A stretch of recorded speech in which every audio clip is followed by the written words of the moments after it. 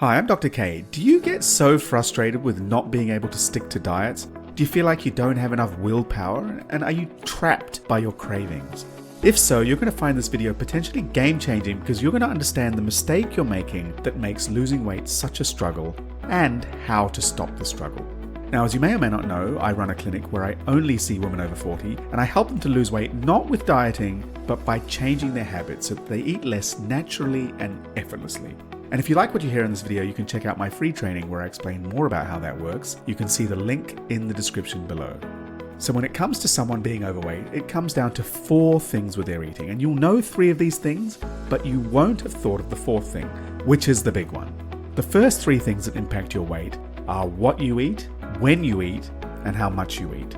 So what you eat is your choice of foods. Do you eat high-calorie foods, processed foods? Do you eat lots of sugary snacks? These choices will of course impact how many calories you take in each day, and therefore your weight. We all know about this, and many diets are built solely on telling you what to eat. But it's not all of the answer, because when you eat is also important, and that's your eating timing, or I call it your eating rhythm. What times of the day do you eat and snack?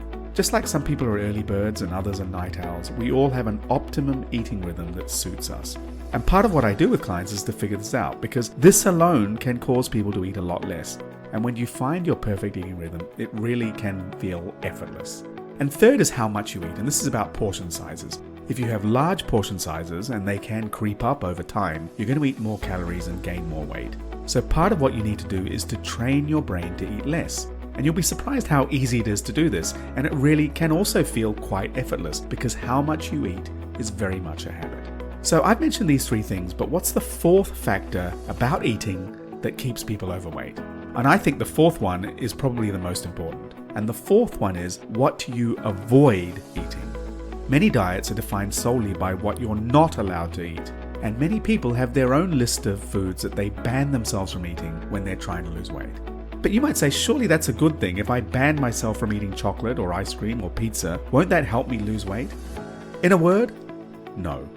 Here's the thing to realize, and this goes totally against what most people would think, but your list of banned foods is more likely keeping you overweight rather than helping you to lose weight.